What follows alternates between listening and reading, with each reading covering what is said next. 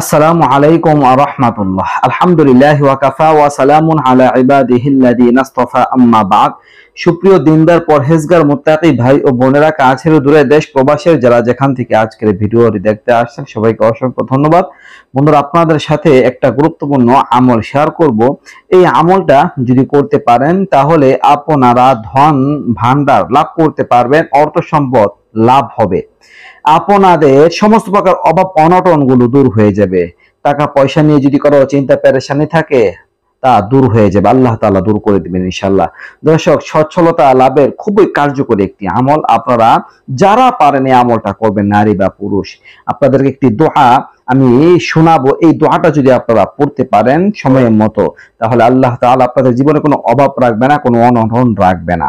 আল্লাহ তাআলা আপনাদের সব দিক দিয়ে রিজিকের দরজা খুলে দেবে, রিজিক প্রশস্ত হয়ে যাবে। দর্শক, আপনারা একটা দোয়া পাঠ করবেন। যখন ফজরের আজান দিবে, ফজর আজান দেওয়ার পরে মসজিদে গিয়ে 2 রাকাত সুন্নত পড়ে এই দোয়াটা আপনারা 40 বার পাঠ করবেন। আর মা বোনেরা ঘরের মধ্যে নামাজ, ফজর আজান যখন দিবে 2 রাকাত সুন্নত নামাজ পড়ে এরপরে এই দোয়াটা 40 বার পাঠ করবে। 2 রাকাত সুন্নত পড়ার পরে এই দোয়াটা 40 বার পাঠ করবেন। দোয়াটা হচ্ছে, ইয়া হাইয়্যু ইয়া কাইয়্যুমু লা ইলাহা ইল্লা আনতা বিরহমাতিকা আস্তাগীথ।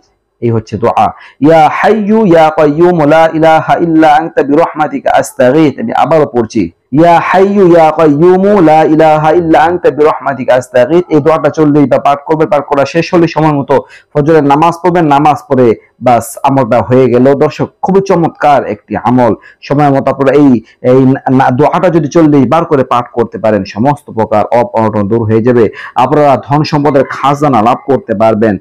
অকল্পনীয় ভাবে আল্লাহ তাআলা রিজিকের ব্যবস্থা করে দেবেন ইনশাআল্লাহ। দর্শক, এই আমলটা কিছুদিন করে যাবেন, কিছুদিন করবেন, ফলাফল লাভ করতে পারবেন। যত দ্রুত সম্ভব এই আমলটি আপনারা শুরু করে দিন। আল্লাহ তাআলা আমাদের সবাইকে আমলটি করার দ্বারা উপকৃত হওয়ার তৌফিক দান করুন। এই ছিল গুরুত্বপূর্ণ বিষয়টির আলোচনা। নিত্য নতুন আরো ভিডিও দেশে সবাই পাশে থাকবেন। এ পর্যন্ত আসসালামু আলাইকুম ওয়া রাহমাতুল্লাহ।